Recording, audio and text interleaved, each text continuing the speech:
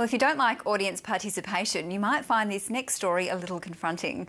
Right now in Melbourne, there's a theatre show with audiences of just 1 or 2 people who become part of the show. Mary Gearan was one of them.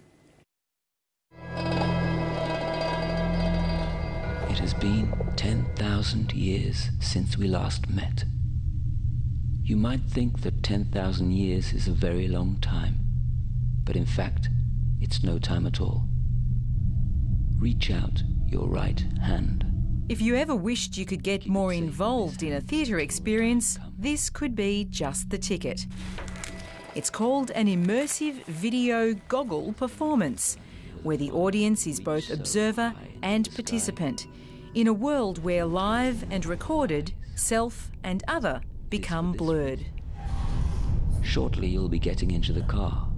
It's really about giving them an experience that they couldn't get otherwise, and that they can really feel it's real, and that is very exciting.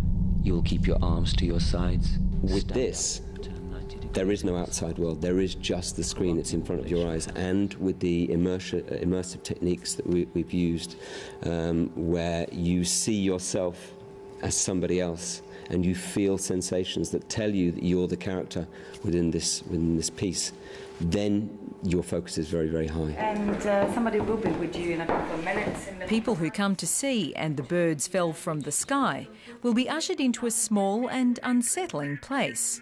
They think I'm trapped, but I'll escape.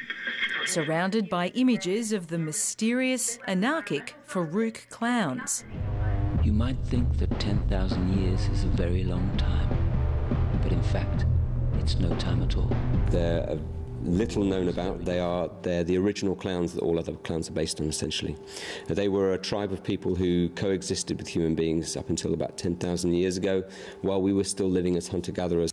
And into this reality goes the audience, through goggles and earphones. We're going to give you new eyes and new ears for the next 16 minutes. Behind this show is Il Pixel Rosso, a UK-based collaboration between experimental theatre pioneer Silvia Mercuriali and filmmaker-artist Simon Wilkinson.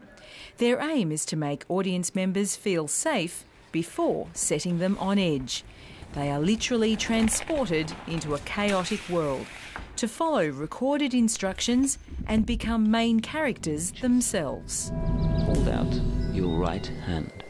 Without revealing all their tricks, we can say that wherever this is staged, trained theatre ushers help create a world using all the audience members' senses. Do you remember this place at all? The last time you were here, the trees all around were burning with a fire that reached so high into the sky that the birds fell down like a rain of flaming miniature suns. People have really enjoyed the show, most of the time very disoriented, but in a very positive way. It's like they've been through like a tumble dryer for 10 minutes and they come out like all fresh and new. If forever were condensed into a single moment, it would be the one we're experiencing right now. That was cool. The work expands on techniques that Silvia Mercuriali developed over a decade with a group called Rotozaza. They called it Autoteatro, instruction-based, interactive, intimate theatre in both private and public spaces. Obviously, it's fairly intense experience to set up and to stage. But is this a sort of a trend that people are wanting more from experiences these days, more sensory, more immediate? I think completely theatre is going that way.